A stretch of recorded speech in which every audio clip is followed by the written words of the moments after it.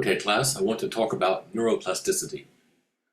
Neuroplasticity is the ability to change the neurons and connections, and therefore the functioning of the brain. If you want to be able to do a new ability or have a new ability or make an ability better, this is what you want to do. Note that this is different from acquiring knowledge. Neuroplasticity happens at a physical level. It actually changes the brain, whereas learning happens at a cognitive level in a variety of different ways.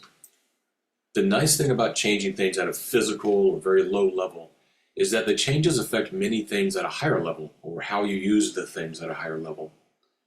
For instance, you can make the brain change physically in a way that improves the use of knowledge, English, for instance. To be more specific, I had a student who did my neuroplasticity stimulating exercise, the Parkinson's writing exercise, which is a writing exercise, and her listening ability improved dramatically in general and in a very short time. The nice things about stimulating neuroplastic changes is that you see overall improvement, whereas if you spend a lot of time working on, say, new grammar forms, it will take a lot more time and have fewer overall benefits. That is, you'll improve your knowledge of the grammar forms you're studying after some time, but not necessarily how to use those grammar forms, and not anything else you might need to improve in order to use the language. So if you're focusing on the grammar forms, you're not studying anything else. You don't have time, right? For busy adults, therefore, stimulating neuroplasticity in a very simple and quick exercise will have greater benefits, greater effect, than spending a lot more time on a specific bit of knowledge. So as I said, neuroplasticity is the ability to create neurons, new neurons in the brain, or so we used to think, but let's stick to that definition for a while. If you think of the brain of a child, it's a bit like gelatin or jello, a ball or a cube of jello, a somewhat solid but empty space. And within this space, new neurons can grow and connect to other neurons. New abilities require these new connections. So if there aren't enough neurons, new connections require new neurons. And at that age, the brain will create new neurons. When you're in school as a child, this is part of what you're doing, creating situations in which new neurons are created and connected. Please note that this is only part of the effort when actual low-level abilities are being created or developed or trained. When you're doing something like building hierarchical knowledge, for instance, calculus builds on trigonometry, which builds on algebra, that kind of thing, that's a different function. But automatically maintaining like the granularity of a context of a situation so that you can describe it in the way necessary for the language you're using, that's a low-level thing that you need to train your brain to do on its own.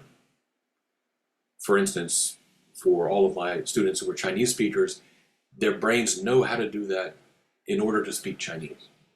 But their brains don't really know how to do that in order to speak English, and they are different functions. Until recently, neuroplasticity was thought only to be possible in children, specifically under the age of about 25, and in some ways that's true.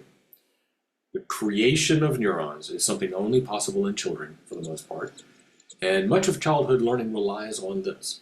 It is such a powerful thing that learning can happen even when the student does very little work, studies in the wrong way, the teaching is bad, whatever.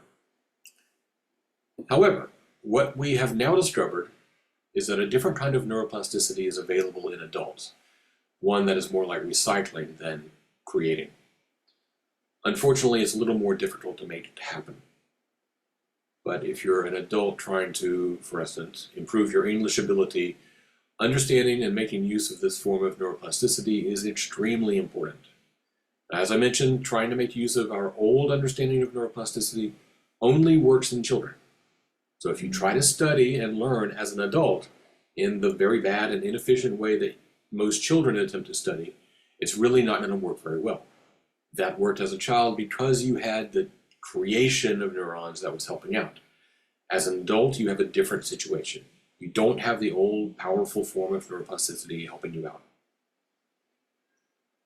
So the trick to making this recycling form of neuroplasticity work is to do the activity that you want your brain to learn while making your brain produce a couple of neurochemicals, acetylcholine and norepinephrine, And then this combination of neurochemicals will help tag the neurons that you're using for the activity. And then later when you sleep, any neurons that are nearby but aren't being used will be connected. So the more connections you have, the more of this ability you will have, or the better the ability will be. So what we're trying to do is create a situation where your brain will move these, if we've got a neuron that's not being really used and a neuron that we used for this activity, we want this one to come over and connect. So now you've got a connection that will improve the ability you just tried to use. So to make this adult form of neuroplasticity happen, you need two things, the two neurochemicals and sleep. Acetylcholine is easy. It's a form of choline which is usually provided nicely in the diet, eggs for instance, and which is a key part of creating new neurons or neuronal connections. A lot of people will take this as a pill supplement to make neuroplasticity happen more easily, but it's usually going to be available just in the diet. Norepinephrine is a little more complicated. Norepinephrine is similar to adrenaline, where adrenaline is created in the adrenal glands over the kidneys, and norepinephrine is created in the brain. But the situation that releases the hormones are similar. You want fear, you want excitement, or some other form of intense emotion in the context of a specific event or activity or behavior. So when these hormones are released during the activity, the neurons being used are tagged. It's like they put a little post-it note on that neuron. And then the second thing you must have this, good sleep. I can't stress enough how important this is to your memory in general and these changes in particular. If you don't sleep, your brain will not go through the process of looking for these tagged neurons and then attempt to create these new connections with neurons that are not currently being used.